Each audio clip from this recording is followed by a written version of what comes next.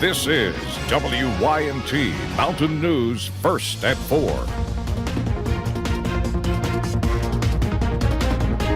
Good afternoon, I'm Steve Hensley. First at 4, building tiny homes to make a big difference. The East Kentucky Leadership Conference wrapped up this afternoon, and the opening session today came from students with CHAR.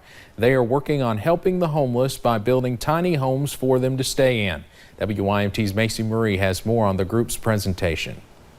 Today's East Kentucky Leadership Conference began with students from CHAR talking about their project that's making a difference here in Harlan County.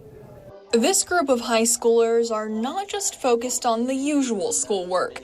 They're part of the Community Homes for Homelessness and Addiction Recovery, or CHAR. Trying to spread the awareness of the opioid epidemic and the youth homelessness epidemic. And these young minds came up with an idea on how to spread awareness and break that cycle of substance abuse by building tiny homes for the homeless. Everybody's been wondering and really wanting to know where this is going to go, who's it going to impact, how it's going to work out, and everybody's been wanting updates about it and everything. It's been a relatively really positive reaction. The group says there are still several steps they have to go through before they can finish building and place the homes on a plot of land. One of the students spearheading the project is a senior, but the group tells me they plan on continuing the tiny home project long after all of them graduate. In Harlan County, Macy Marie, WYMT Mountain News. The group CHAR was awarded the 2019 East Kentucky Leadership Award for Youth Leadership for their work.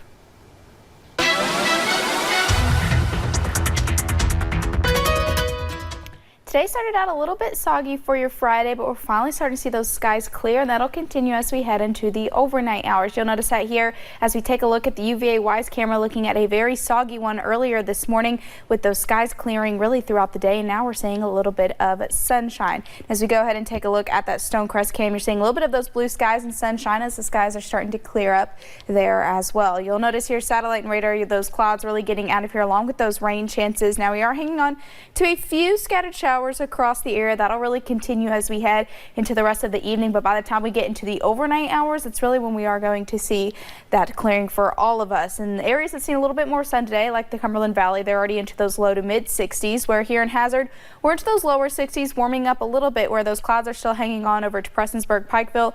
You'll notice those lower 50s. So as we head throughout the overnight hours, we will continue to clear. Cool night ahead. Sunshine does return as we head into your weekend, along with a few scattered rain chances. We'll talk about that and more coming up in just a little bit. Steve. All right, thank you, Paige.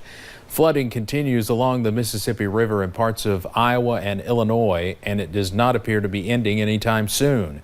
This was the scene yesterday in Davenport, Iowa. The National Weather Service in the Quad Cities says this is the longest time the Mississippi has been above major flood stage. The river has remained above 18 feet for more than a month. That breaks a record set back in 2001. And meteorologists warn it's unclear when the river will return below flood stage. CBS News confirms North Korea gave the Trump administration a $2 million medical bill for hospital care of American hostage Otto Warmbier. The former U.S. envoy to North Korea, Joseph Yoon, signed the $2 million bill to cover Warmbier's hospital care. Warmbier died June 19, 2017, days after he was flown home to Ohio.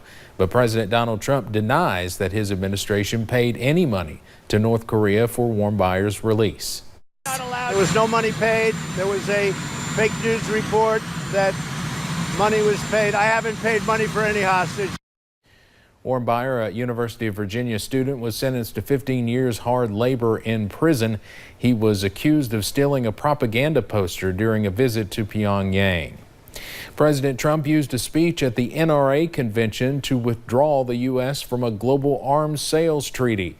The UN Arms Trade Treaty was signed by President Obama in 2013 but never ratified. The move was very popular with the voters in the crowd, most of whom are ardent Trump supporters. CBS's Nicole Killian has more from the White House. With the stroke of a pen, President Trump withdrew the U.S. from a United Nations treaty designed to regulate arms sales and keep weapons out of the hands of human rights abusers. My administration will never ratify the UN Arms Trade Treaty. I hope you're happy. The crowd at the NRA convention in Indianapolis roared its approval. I'm impressed. I didn't think too many of you would really know what it is. The gun rights group spent more than $30 million supporting President Trump in 2016, and he's looking to them again in 2020. You better get out there and vote. It seems like it's a long ways away. It's not. But public support for the NRA's hardline stance against gun control may be shifting. 60% of voters in a recent survey say they support more gun control laws. We absolutely are stronger and more powerful than the NRA. Shannon Watts is the founder of Moms Demand Action. She says gun control groups are using the upswing in support to take their message to the polls. In the midterm elections, we not only outspent the NRA, we outmaneuvered them. We elected over 1,000 gun sense champions across the country. Tax records show the NRA has lost millions of dollars in recent years from lawsuits and members leaving the organization. While these are dark times, and yeah, the other side's got all the money in the world and they're going to spend every penny to try to destroy us, I'm not scared, and I know you're not either. But the group says it still has 5 million members, most very passionate about their cause.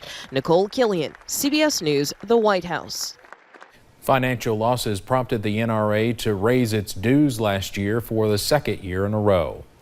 The driver of a semi-truck is in custody after a fiery and fatal chain reaction crash that brought a major highway in Colorado to a standstill. Police now say the crash is even worse than originally thought. The death toll stands at 4. Police in Lakewood, Colorado describe it as one of the worst crashes they have investigated. The number of vehicles involved in the deadly chain reaction crash is now said to be at least 24 cars and 4 semis. One truck driver is now under arrest.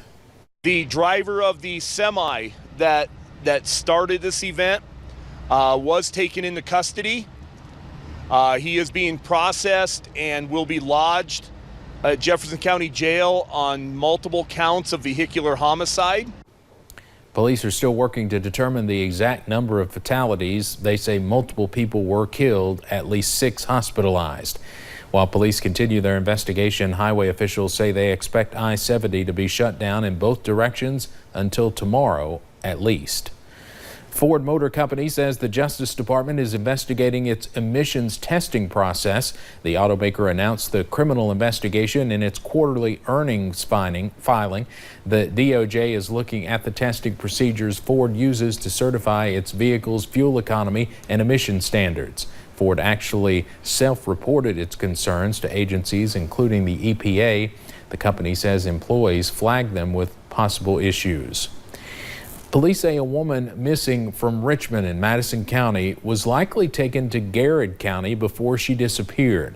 It's been almost 4 months since 23-year-old Savannah Spurlock was last seen by her friends and family. Today, her friends took to the streets of Lancaster in hopes of finding a clue to what happened. WIMT's Phil Pendleton shows us their efforts.